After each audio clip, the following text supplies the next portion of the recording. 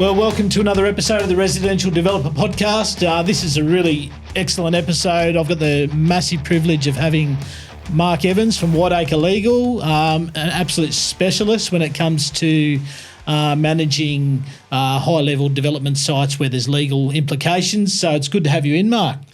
Good to see you, Nate. Good to see you. And look, you've definitely helped get us out of some tricky spots, and I think we could probably talk about a few of those during the episode. But look, first and foremost, can you just tell all of our listeners, investors, developers, people wanting to do projects or are doing projects, can you tell us a little bit about your background, what got you into planning law, how did you find yourself in that space, and a little bit about your company, Whiteacre Legal? Yeah, okay. So I'm the director of Whiteacre Legal, and I started in top tier in Sydney at a very good firm there, and learned about development and developments and property, and my background was property law.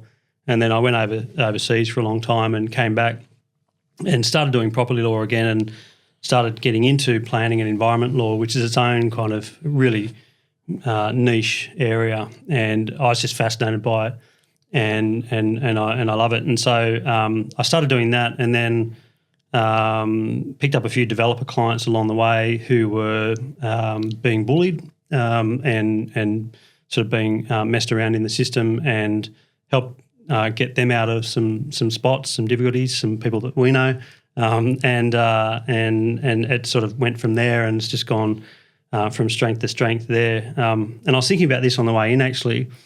I think I was always a bit anti-authoritarian as a kid. Yep. And it's taken me this long. I'm a bit of a slow learner, Nath, but it's taken me this long to put it together. The anti-authoritarian bent, together with a dislike for bullies, I think, yes, really suits me to this area. So I act mainly for applicants. I've acted for councils and the department in the past, and that's all right. But I typically mostly do applicant work, and I like it because one of the great privileges of being a solicitor is that you're invested with a lot of trust in society, but you also get to kick the government in the shins every now and again.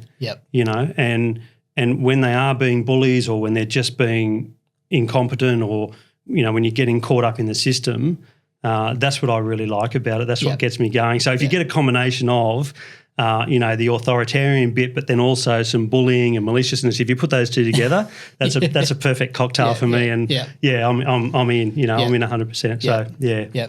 And I can definitely vouch for the fact you're good at it too, and that's why I thought it was beneficial to get you on, because I think, look, I don't know if you found this, but I've just really, it seems to be getting more and more complex. This, especially when it comes to local government. I think we're living in a world where we are becoming very good at systemising things and developing ways to do things better, becoming more, even in our businesses and the way we operate now in the world, we're becoming a lot more progressive. But I've noticed, and look, I don't want this to be a local government bagging session. Council bashing session, some of it may be. Yeah, but I've done enough of those. It feels at times that they're not progressing. In fact, they're going backwards in a lot of areas. It's a perfect storm, Nathan. We don't have the time to talk about all of the factors today, but it is the planning system's broken. It is a system, so it works as a system, and sometimes it's a big complex system and it works most of the time, but when it doesn't, you get caught up in those big industrial gears and you just get ground up. And we'll talk about a couple of specifics to illustrate that in a bit. But planning itself has become more complex, particularly in New South Wales. Victoria's pretty good. Yeah. Queensland's pretty good. Yeah. But in New South Wales, you've got different levels of government. You've got different SEPs and LEPs and all sorts of stuff going on.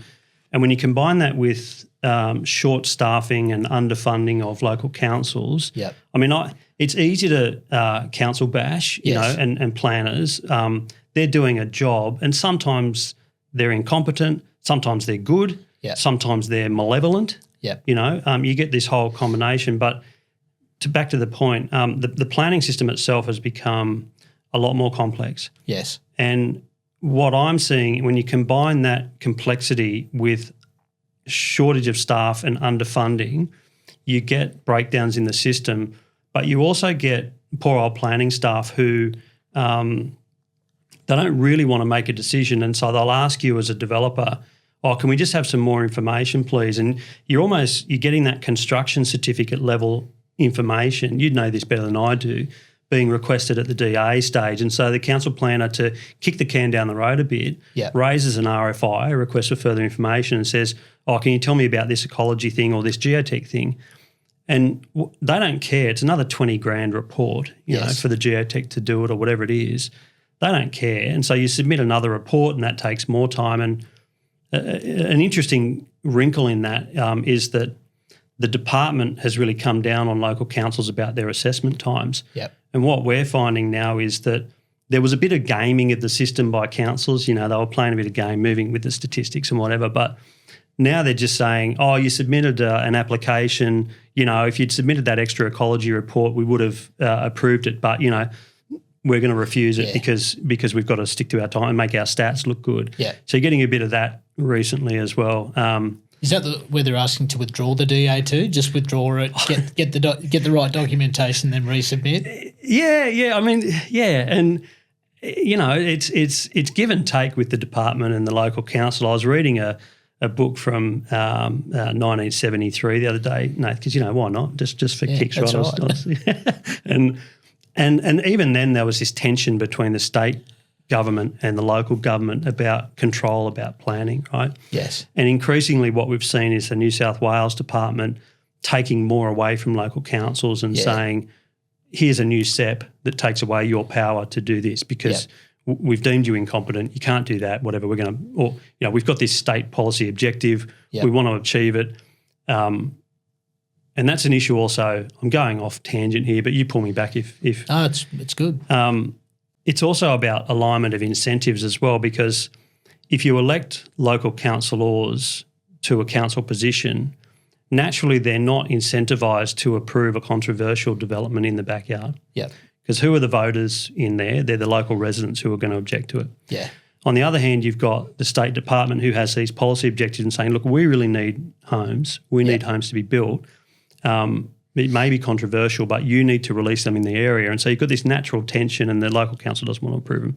So the state government introduces a new SEP, a state environmental planning policy, that overrides the local provisions, and the local councillors throw their hand up and go, well, you know, nothing we could do. The brothel's going in next to the primary school. Sorry, you know, too bad. It's not that bad, but and that's, you know, that's sort of what's happening as well. So getting right back to the question about the planning system itself, it's becoming really, really complicated.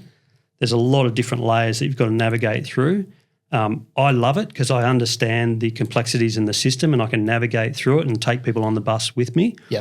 But, you know, for your poor old developer who just wants to release a 20-block subdivision on the family farm to get some money for the kids and the grandkids, that level of complexity is just beyond them. Yeah, that's right.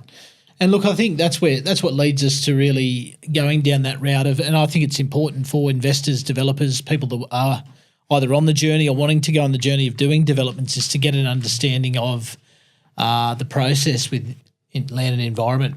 So I thought it'd be a great episode today to have someone who does this regularly, is good at it, has a good record in that space, to really unpack that, because I think the problem is a lot of investors and developers don't understand the process. They don't realise that, hey, if your DA gets rejected, or if you're getting unnecessary pushback or potentially unnecessary pushback, that there are options out there. And I think it's important to educate the market on the other options and alternatives that you do have. So I thought it would be a great process. Can you just walk us through the different alternate methods that are available if you're getting nowhere on a DA application that you believe is worthy of approval? Worthy of approval, and fairly well permissible or within reason. Well, happens all the time, and I can talk in detail about the Land Environment Court process and how that works. It is established as a conciliatory process. I think that pronunciation's right, conciliatory process. It is set up as that. So you don't get before a judge until you've sat around the table with council staff.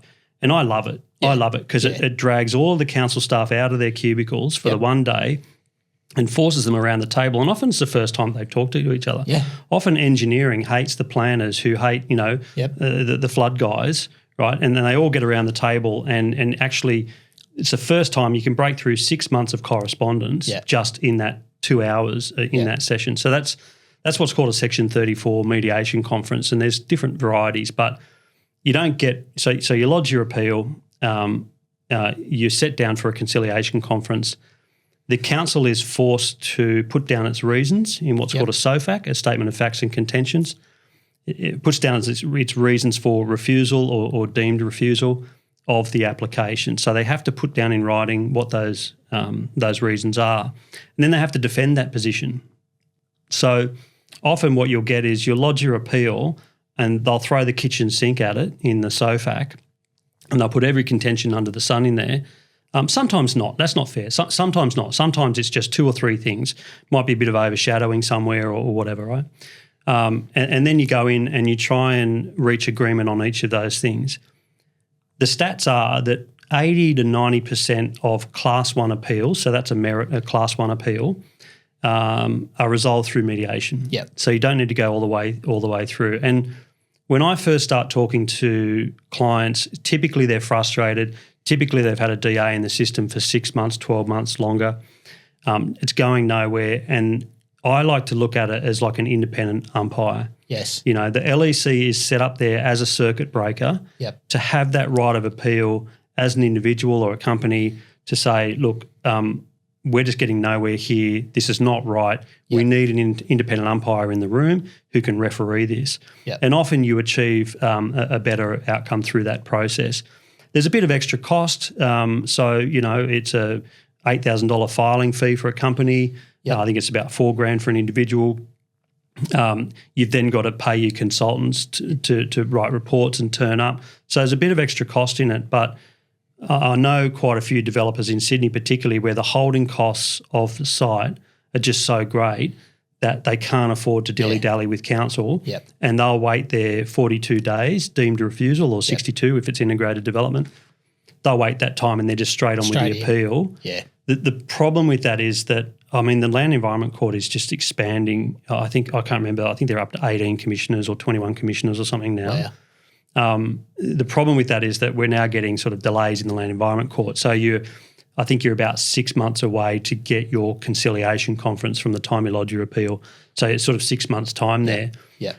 But it's unfortunate in the system, but really what happens is you go from the bottom of the pile to the top because those planners know and that council know that that date is coming. It's a hard date. It's a hard deadline and they're going to need to justify themselves in front of the commissioners to defend their position.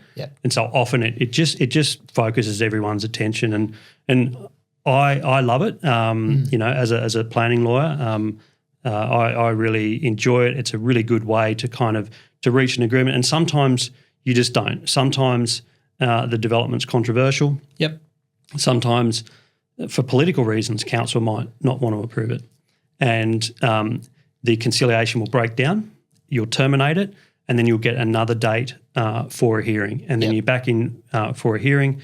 And I've had councils try to rezone, try to change their LEP and rezone to, during the course of that to try and suck the wind out of the sails and do things like that. So that relationship just breaks down and you end up in a hearing and you get a decision from the commissioner. They're pretty good. The commissioners are pretty good for the most part. There's a bit of a mixed bag, but for the most part they're pretty good and you just get someone shining a spotlight on your proposal and actually paying attention to it rather than sitting in the queue. No, it's good. And look, I think it's getting to the point now where if it's a particular council with a bit of a history of complexity, I've found, I've even told people when they're early in the site acquisition phase, I'm even telling people now, actually put it in your feasibility. Yeah. Factor in the Environment Court, factor in the fees, even the whole way, all the way to court. Like you said, often up to 80% of them can get dealt with in the conference. But if you factor it into your numbers, into your feasibility from the start, well, if you don't go there, well, it's cream. Yeah. But if you factored it in, you're not taking those unnecessary hits. But you're right. Like I think the holding costs alone, it's more beneficial these days with certain type of developments. It's tricky with smaller developments, but I think it's becoming more and more prevalent and popular going down that space. Now, can we just go right back and reverse back a bit, because I think a lot of people don't know the process of how it gets to this point. So the DA is getting ready to be rejected. What options do you have when it's inevitable they're going to reject it? Yeah. What options do people have? Because I think that's important for people to understand the options you have there as well. Yeah. Okay. So there's two things that can happen. You lodge your DA and it gets refused, or you lodge your DA and it just sits in the pipeline and goes nowhere. Or you get invited to withdraw it, which is another sneaky thing that I never recommend anyone does. But so you lodge your DA and you're talking with your town planner, and your planner's telling you, oh, this is normal, council have raised an RFI, and you go through the motions. After 6 months or 12 months, council refuses the DA. You then have a right of appeal to that decision. You can lodge a review, so you can change one or two things to your application and lodge a review with the council, and it should go to a different assessment officer within that council. It should go higher up. My experience with the review process is that I just think it's really unlikely that you're going to get a development assessment officer within council who's going to overturn a decision within council. Disempower a staff member. Disempower a staff member, all the political nonsense. Yeah. You just kind of waste your time doing that. Alternatively, if you've lodged your DA and it's been actually refused, then you talk to a planning lawyer and you say, what do you think? What are the prospects of appealing this? And sometimes it's the applicant's fault.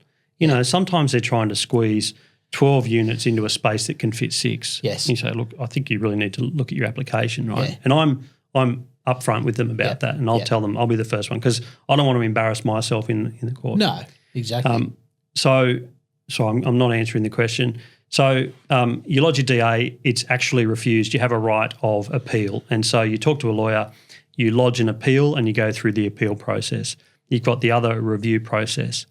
There's also what's called a deemed refusal, and this harks back to the days when DAs took 2 or 3 months to approve, Nathan. Yep. 1971 was the last time that happened. Under the legislation, there's what's called a deemed refusal. So when you lodge a DA, after 40 days for a standard application or 60 days for an integrated application, it triggers a right of appeal. Yep. And it's called a deemed refusal. So council are deemed to have refused your DA. Your appeal rights are then enlivened. You can roll off to the Land Environment Court and lodge your appeal. And as you mentioned, I have some developer clients who prepare that in advance, and they'll tell council, they'll say, listen, we've lost confidence in you. Don't take this personally, but after 62 days, we're into the Land Environment Court because we just don't think that you're going to assess this properly or in time. Yes.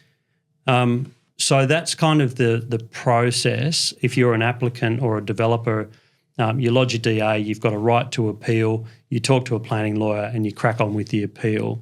And do you want me to talk about the appeal process? Yeah, go for it. Yeah, okay.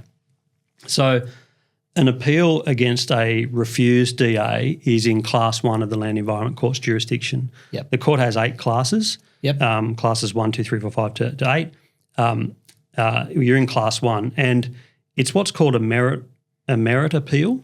So it's as if the court is the council. It's as if the court is the consent authority.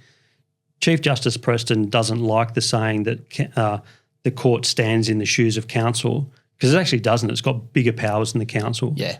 Like if you need an easement over council land, to get your DA across the line, the Land Environment Court actually has power under Rule 36 to grant that easement, right? They have the powers they have are incredible. They're loath to use them sometimes, but so where was I up to with that? I lost my train of thought. So the appeal process. The appeal process. So you put together your appeal, and it's a merit review. So it's a hearing de novo. It's a hearing, a fresh review of your application. You put all your documents together. You send them into the Land Environment Court with your fee, and they stamp them and say, thanks very much, we'll see you at a directions hearing. And so typically you have a directions hearing 14 to 28 days after you lodge your application. At the directions hearing, your solicitor turns up and says, right, this is what the appeal's about. Can we have a conciliation date, please, with a commissioner? So anywhere from sort of 2 months to 6 months after you've lodged your application, the court will set down, and this is a typical process, there are variations, but the court will set down a date for a conciliation conference. At that conciliation conference, you'll turn up, you'll have your town planner there, your engineer, depending on the contentions that are in issue. You'll have your town planner, you'll have your engineer, you'll have your solicitor, possibly a barrister, and then council will turn up with their counterparts. Yep. And the commissioner's there, and it starts with a site view, which is really good because you're walking the site with the commissioner, you're pointing things out. Your engineer's there talking to council engineer, they're pointing at stuff, and it's really good. And like you said, sometimes, and I've seen it, sometimes some of those council staff have never even stepped foot on site. They're seeing it fresh for the first time with the commissioner. Yes, yes, unfortunately. But the good thing about that, Nathan, is that your consultants typically they know they know the site. They're much better across it than the council's staff are. Anyway, so you have that site view, and then you all go back to a room. Most of the time, it's council chambers. You all go back to a room and you sit down. And the commissioner says, "Okay, right. What are the issues?" They hear from the applicant. And then sometimes, you just say, we're just too far apart here. We're not going to get anywhere. Or that's very rare. Most of the time, you'll say, look, the planners want to have a bit of a chat about something. The engineers want to have a chat about something. Can we break for half an hour to an hour? Your consultants go away and do their thing, and often you can reach an agreement there. The engineers will say, oh, maybe if we push the stormwater that way and do this, so you'd be happy. Yeah, we'll be happy. And you tick it all off, and the commissioner says, right, do we have an agreement? And okay, we've resolved it. So the commissioner will continue the conciliation conference, or the parties will go away. They'll draw up some changes to the application itself, and then the lawyers have to do some work. It goes before the commissioner, and the court actually grants you your approval. Yep. That's if all goes well. If all doesn't go well at the conciliation conference, typically you narrow the issues down from sort of 6 or 8 contentions down to 3. Yep. And you agree to disagree on those remaining 3. Yep. You get a hearing date. You turn up at the hearing date again with your lawyer and the consultants, and they go up and give their evidence, and you examine them and you cross-examine them, and then the commissioner says, well, I prefer that engineer's evidence or whatever it is, and the commissioner makes a decision either to refuse your application or to grant your application. Yep. And that's it. You either get a DA or you get an answer. As I said, the independent umpire either says, yes, you crossed the trial line, or you didn't. Yes. You've got an answer. You've got certainty in your development. You're not sort of sitting there still in the pipeline wondering and calling your town planner every 2 weeks going, have we heard from council? Yep.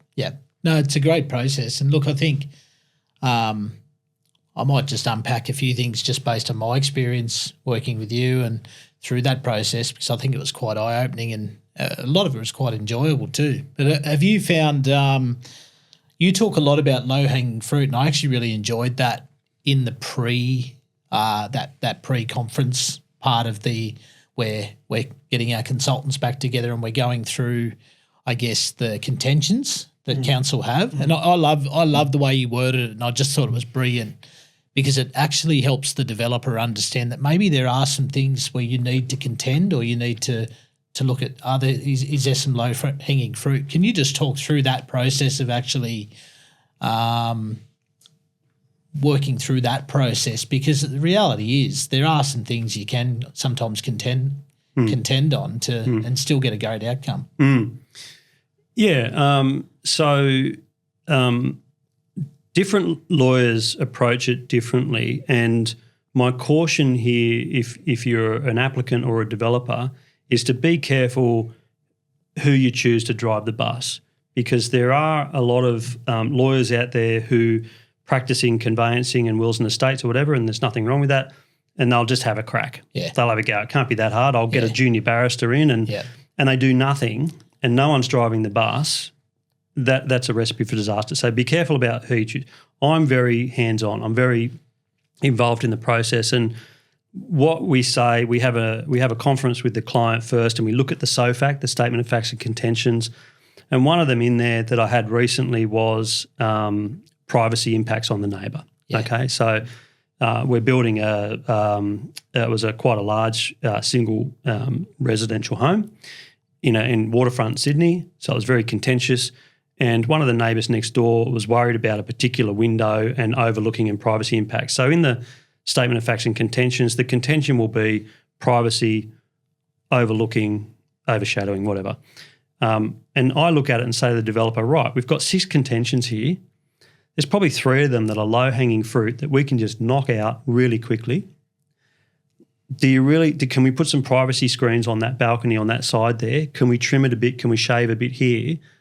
And the developer's thrilled because they're like, yeah, no problem, no worries. Like, yeah sure. Yeah. It's easy. You know, it's easy stuff. Yeah. Let's just take that off the table, right? And then focus on what the real issues are. If it's an exceedance of the height limit, you know, because of the nature of the site, well, that's something that we might not be able to change. So, okay, we'll fight on that one. And we'll explain to the commissioner, look, we're slightly over height in this corner here because of the site constraints, but we're under over there. And often it's the first time that, you know, poor old planner and council's looked at it and go, oh, okay, yeah, I get it, right? So okay, we fight on height, but you take away that low-hanging fruit so that it reduces the issues of contention that are in contention, and it also focuses everyone's attention on what the real issues are in the matter. Sometimes you'll have clients or developers who they just hate council for whatever reason. They've been run around, rightly so. And they just don't want to give on anything. And you know, and you have to talk to them and say, listen, you're just shaving a balcony here. You know, it's not remove the emotion out of it. And and I think I talk about that a lot on our podcast to our listener, is when you're doing these type of projects, you've got to strip the emotion away from it and just remove yourself a bit from it. But you've also got to trust your team. I'm massive on that. If you get a team, if you get a world-class team, especially planning lawyer, town planners, architects, designers, the whole works, stormwater, flood, they're all huge elements. You've got to get good people in your corner. And once you get good people, don't micromanage them. You've got to trust them. And if they know your vision, they know your strategy, you've got to trust your people. And that's something I've tried to weed out, those real micromanaging type client. And I'm happy to say that on the podcast, because I think those type of people can't build long-term relationships, because they you got to let people be in their lane and do what they do well. And I know we went through this with you, that sometimes it only takes one consultant to really make a project difficult. And you live or die on some consultants on your team. And look, I think that's the big thing, and even to people listening, I think you've got to be prepared that if someone's not pulling their weight, a consultant, and I'm sure you've had to do this, and you had to do it with us, you've had to morph and change. Do you mean I've had to sack one or two? Yeah. Because at the end of the day, look, I remember walking on site with you and just watching having the right people when they start to get into their zone of genius. It's amazing. You watch them start speaking and you know that they know a lot more than that particular council staff member who hasn't taken the time to study the site, probably got a big workload, hasn't really put the effort and time in, and you're just watching. I actually enjoyed watching the reaction of the commissioner. I'm watching someone just baffle their way through a contention to realise that they were completely off the mark. So by having good people, it's just invaluable. Yeah, I mean, the commissioner at the conciliation conference is supposed to be impartial, but I've seen some very sort of sideways glances at some things that are being pushed, and they are really good at, I think, like any mediator, telling the applicant, listen, I think you've got some problems here, or telling the council, I think you're really pushing the proverbial uphill on this one. Yeah. But yeah, that's one of the great joys of what I do now, and this is why I do planning and enviro law, is that over the years I've assembled a bit of a dream team. Yeah. And it's just such a joy to watch a real professional in their art do what they do. That has been one of the great privileges of my career, and something that I'll take away is working with really sharp barristers. They're a lot smarter than me now. Yes. Like they're just a brilliant mind, and working with them in terms of how they articulate things, but also working with clients, achieve an outcome, and working with a great team of consultants to sometimes just pull off the impossible. It's that has been a real joy of what I do. Yeah. And it's a good feeling. Like obviously, in our office, we call it ring the bell. Every time we get a DA approved or a CDC, we ring the bell. But there's something special about an appeal. It's a really powerful feeling because actually the teams had to all pull together. Often there's it's a different type of camaraderie because you're having to jump into a lot more meetings than you normally would, and collaborating a lot more than you normally would, and it's a real sense of victory when you. Luckily, I haven't been on the losing side of one yet. Having a good lawyer obviously helps. Well, neither have I, Nathan. Just there quite, you go. That's a good promotion for maybe, but again, it comes back to that dream team, and I've still got my first appeal. I've got all my appeals on the wall in the boardroom.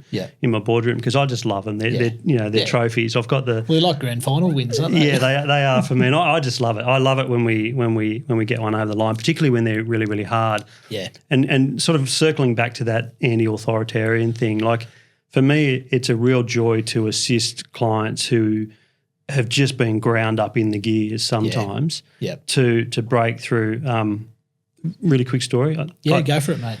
Yeah, I had a client down the South Coast. I can't say too much because it was pretty controversial, but I had a client down the South Coast trying to get a supermarket over the line. Would have been great for the community. It was a really good supermarket, like an IGA type thing. Yeah.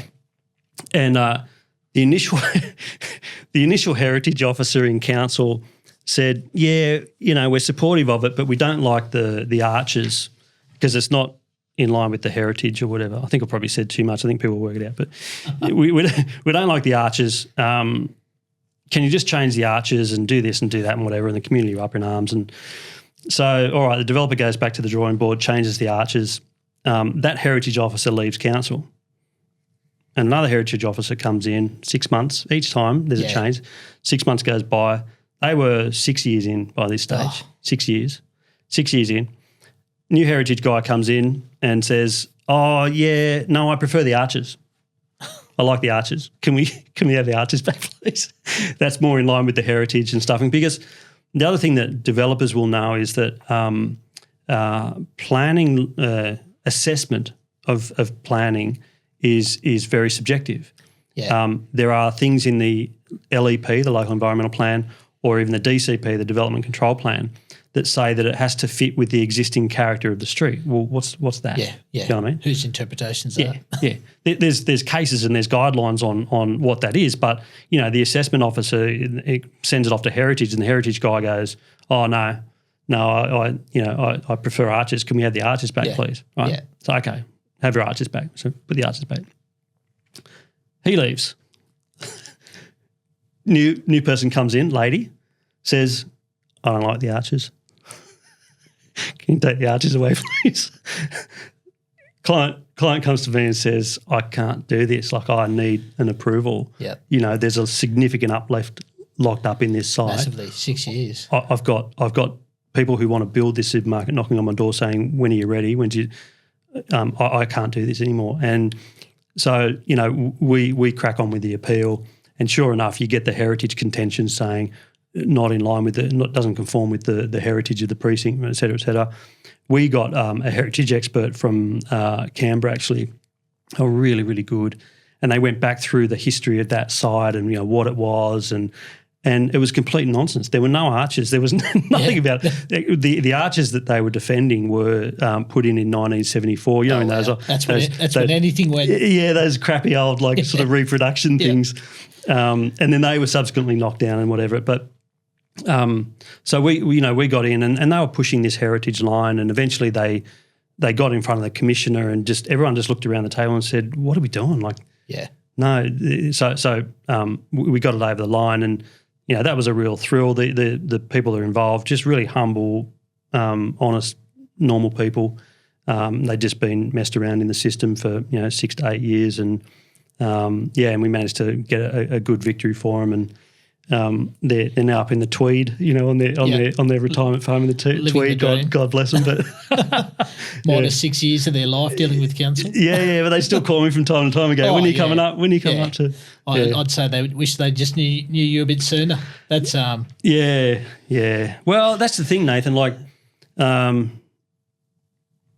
It's a hard thing, and I've been in this position before as well. It's a hard thing for a developer to make that decision of, do we spend that money? Do we crack on with an appeal? Nothing's guaranteed in life. Yes. Do we crack on with that appeal, or do we wait? Yeah. And you face this every day with your clients, because they're asking you, do we wait? Do we just wait and hope that council approves it? Yeah. And sometimes they will. Yeah. And other times they won't. And that's the hard thing for clients. Typically what I like to do at that stage is to get involved and start listening to what's coming back from council. If it's not making sense, or, you know, if it looks political, if council are not going to approve it for political reasons because it's just too controversial, well then, sometimes the signs clearly point towards an appeal. Yep. But it is a tough decision to make. Yeah.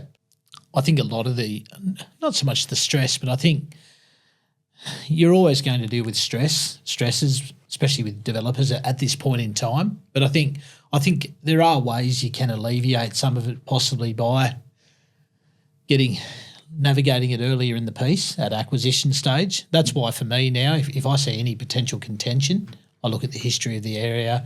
You're going to get anomalies come up, but for me it's enabled me now to really educate people before they've even bought the site, which is a really good factor to educate them on, look, just know you're pushing the envelope here, or there's potential for this to go this direction, or this particular council, we've done a lot with them. We know that you're going to get huge delays. Yeah. Every council's different. Some are terrific at the moment to deal with. Others are very difficult. Some are improving. Sadly, some are declining.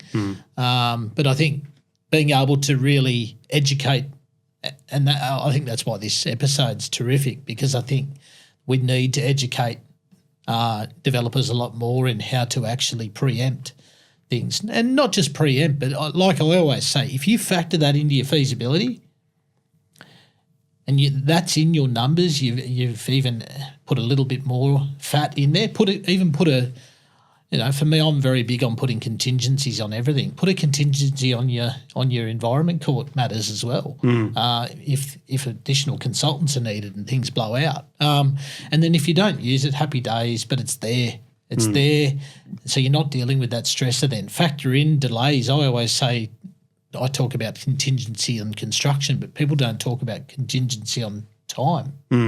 I'm sure you're dealing with this a lot more than I am day in, day out, where you're dealing with developers who the holding costs are crippling, absolutely crippling. So you're dealing with a hugely stressed out developer then. And commercially sometimes it's better to make that decision to achieve certainty. So, you know, development's about de-risking things, right? So, you know, you de-risk the planning risk by getting your DA. You've got finance risk. You've got to de-risk that. You've got sales risk. You know, you've got to de-risk along the way. And sometimes for developers, maybe they've got an option and they need to know if they're going to exercise the option or not. Yeah. And so commercially, I don't know what it might be, if it's 20 grand for the appeal or if it's 200 grand. I don't know what the numbers might be, but they might look at that and say, okay, it's $40,000 to get a decision. Yeah. My option fee is $50,000. Yeah. I'm prepared to walk away from that and wear the $40,000 LEC fees. Yeah. Right. So I'm 90 grand in the hole, but at least I have a decision. Yep. I could get my approval, in which case I've got that uplift and I've made money on it and I'll on-sell it or I'll do it. Yep. And I'll exercise the option. Or no, well, we'll draw a line under that one and we're not doing that project, and we walk away and all we've lost is an option fee. Yeah. Right. I mean, that's a holiday to Thailand. Yeah. Right? Yeah. That's it. but or the Maldives for some. But I'll walk away from that one and I can focus my energy and my attention on the other ones that have better prospects. But at least they've got that certainty and they've factored. So sorry, what I'm saying is commercially the decision might actually be better to get a decision. Yeah. Than to sit and wait in the pipeline whilst they've got those holding costs and whilst they're just burning more money in consultants' fees and things. Yeah, absolutely. Yeah, I agree. And I think even just reverse engineering the whole process and really factoring that in. Do you find sometimes for a not so much a contentious site, but do you sometimes look at a project pre-lodgement of DA just to give any planning advice to clients, or is that not something you tend to delve too heavily into? Yeah, no, I get asked more for advice in those situations than prospects of an appeal per se. And again, it comes back to the quality of your team. So if you're looking at a site, you're typically talking to your planner and maybe your engineer. Yeah. And your planner is telling you what's possible on the site, some constraints on the site. And I'll typically get pulled in there to be asked a specific question about the site. For example, like, is a BDAR, a biodiversity report required, or, and sometimes it benefits from an old DA and there's a question about whether the DA has been activated or not. And so, for the sake of a couple of $1,000s worth of legal advice, they have certainty on that there actually is a DA and the DA is operative and they can act on that DA. The last thing you want to do is buy a site that you think's DA approved and then find out that actually, no, the DA expired and all you've got's a vacant block of dirt. Yeah. So, in those situations I get involved up front and I'm typically asked advice, and I'll sit in with the planner sometimes and answer questions about there's one this week that I'm doing and council are, I'm thinking of a better word than strong-arming, but I can't think of one. So they're strong-arming these people and saying, you need to deliver these extra public benefits or whatever. And so the question to me is, well, council can do that. The answer is no, they can't. They have a contributions plan for a reason. They're supposed to just levy contributions and they can't be asking these developers for these other things. So for these particular developers, that's an additional $100,000 worth of works that they are being asked to do they don't need to do, in my view. Yeah. And so, I get involved at that stage. But there's a lot of information on Duplex Building Design website. There's a bit of information on Whiteacre Legal website on this. Yep. I can't remember. It's whiteacre.com.au, I think. We'll put it in the show I think, notes. right, yeah. But there's a few – I've done a few articles on this in the past about the review process and what it looks like and how you navigate it, and also the due diligence process and some things to look out for there where you're buying a site as well. That's great. That's really good. And look, maybe it'd be good to sort of wrap it up and maybe talk about another success story, maybe one we've done together, one of those couple of ones up in the trophy cabinet. Yeah, I'm trying to think of a particularly egregious example there, but so Actually, I think the best one that we did was a boarding house. Yeah, that's the one I was thinking. Is it? Musselburgh. Yeah, because it's a cracker. Yeah, that was funny, and I like the client. I'm still in contact with him. He's a great guy, and so client or developer lodged. How much time have I got? I'll wrap this out. We're good. Yeah, 10, 15. Developer lodges the application for a boarding house, trying to do the right thing for the local community. It was a boarding house for affordable housing, single unit. And I actually think he was suffering from a bit of racism in that area too, I agree. because of his background. But he lodges a DA, and this happens quite often. The planners within council recommended it for approval. Yep. It goes to a council meeting because there were more than 3 objections or something. So it goes to a council meeting and the councillors knock it on the head because the local community don't want affordable housing next to wasn't the greatest neighbourhood, by the way. I was born near there. That was really? Yeah, it was weird. I went back to my it was an interesting meeting. Well, it wasn't the greatest neighbourhood, but so the councillors within council knock it back.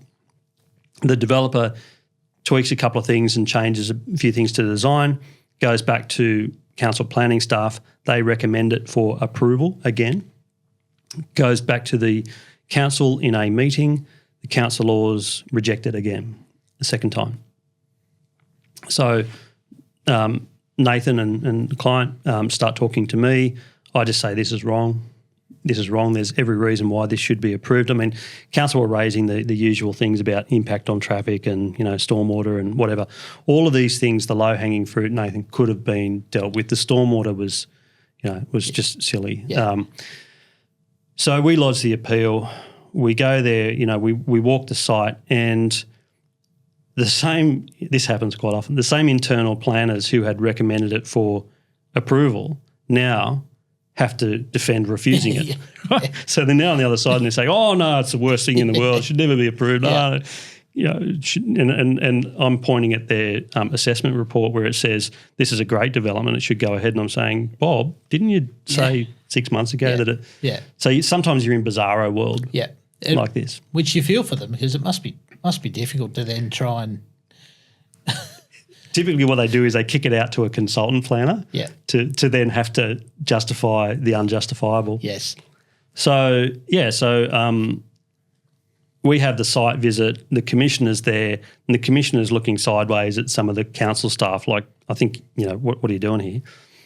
Council had a really difficult barrister on that one, and I'll marky there at the table, going toe to toe with the barrister, and I just I tore him a new one. I just got stuck into him because it was just wrong. Yeah, it was just wrong, and and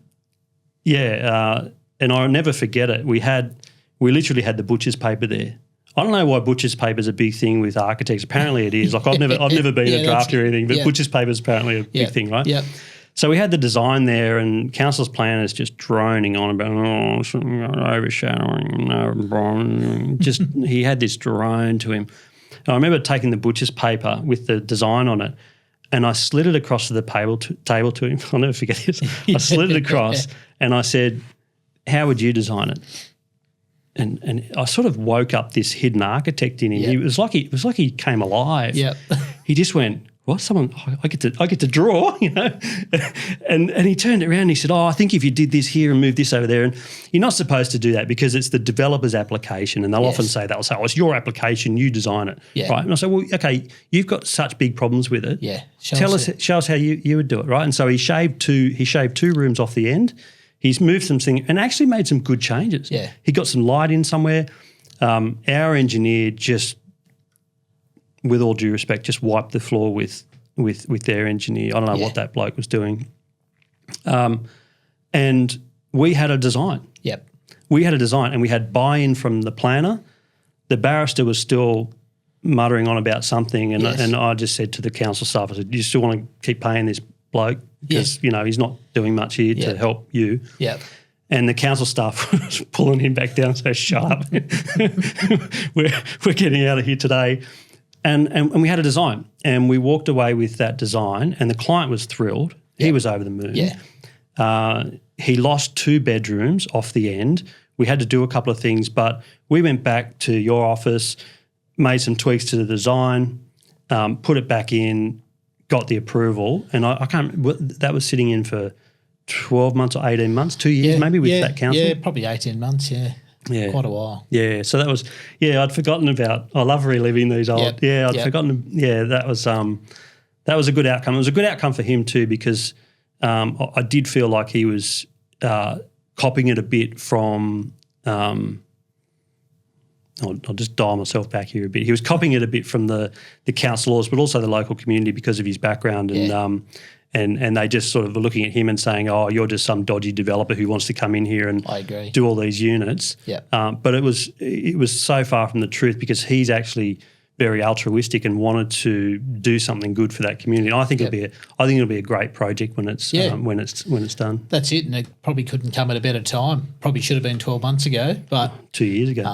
Look, it's but the reality is we do have a huge affordable housing crisis, and it's funny, isn't it? Those ones do leave a bit of an imprint on you, because it's not just a big development where the developer's going to make a whole heap of money. This was someone legitimately wanting to create some affordable housing, deal with some of the housing crisis and issues, and those ones do ring a little bit closer to home when you think, well, you know what, this is the whole reason we have this affordability crisis is because these type of projects take so long to get through.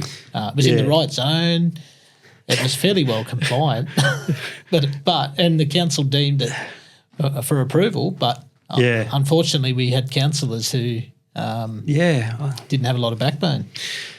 Yeah, I mean, I'm not going to toot my own horn, but I sit on the board of a couple of homeless associations, and we encounter it all the time. And it is difficult, because I think planners within council genuinely want to see this stuff come over.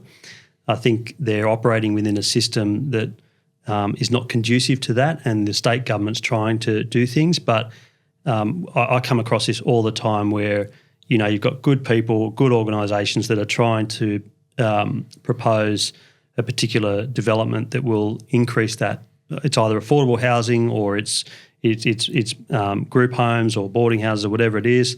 Or even just, houses for mums and dads to live in, or apartments.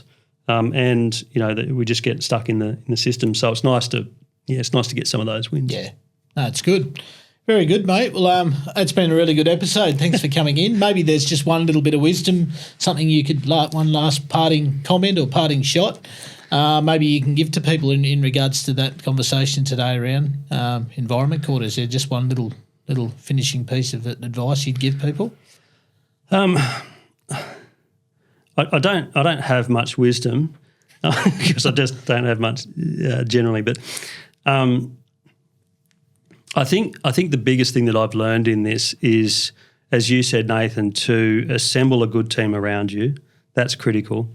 But also hope. What's that saying? Hope springs eternal or something. Don't sit there and wait. Yeah. And just sit in the background and get annoyed because your DA's been sitting and going stale in council for 12 months, or you're being caught up in the gears of a system that's a bit broken, and for whatever reason there's a particular issue with your DA that's holding you back from getting that approval. My advice would be, if you are in that situation, reach out to a planning lawyer. There are plenty of good ones out there, not just me. Yeah. And just have a half hour. Most of them will be happy to sit down with you for half an hour and have a chat about your project. Yeah. Or reach out to someone like Nathan or someone else in the industry and say, look, should we consider an appeal here? Because it is not the case that you lodge an appeal and council hates you for life. Yeah. Right. That's some people think that. They think, if I lodge an appeal, then sometimes things just break down in council, and it's not their fault and it's not your fault. Yeah. My advice would be, don't sit and wait. Pick up the phone and talk to someone. Yeah. And I think you raised a good point. That was one of my fears early on. I actually found I developed a little bit more respect with some people because they know that you're not here to muck around either. You're here to get an outcome. You're here to do a job. Yeah. And sometimes that's a good thing. Well, it's the independent umpire analogy that I use. I love it because you are bringing an independent umpire into the room and saying, look, we need someone to referee this because clearly something's not working here, and you'll get that. And they do know when the umpire comes in the room, suddenly, they do sit up a little bit. They start to behave a bit more in class. If you keep doing that, I'm going to tell the teacher. And that's it. When the head teacher comes in. The head teacher comes in, the class bully starts to behave a little bit more. Exactly. That's exactly right. That's good. Well, that's been really good, mate. I've really enjoyed it, and I'm sure our listeners are going to get a lot of value. I think you're probably going to get a lot of phone calls as well. So. Oh, I'm going on holiday. That's it. You're going to Thailand. Yeah. But look, if you enjoyed this episode, it's been absolutely enlightening. But look, if you've got a DA that you're having some issues with or trouble with, or you are looking to do a project, I just think this is a really good process. It's a great avenue to go down. We'll be putting Mark's details, not his mobile number, but we'll be putting his website, his details in the show notes, just so you can reach out to his team through his website, just so you can learn a little bit more about this process. But I think it's, for me, I can vouch for it. It's been nothing but helpful. We've got a 100% success rate with Mark. Brilliant to work with. But like he said, there's other guys out there. But look, if you've enjoyed this episode, be sure to, as I always say, like, share, subscribe. If you've got any family members, friends, other developers you know that need a little bit of a hand from a planning point of view, be sure to reach out, share this episode with them. And thanks for listening, and we'll see you next week.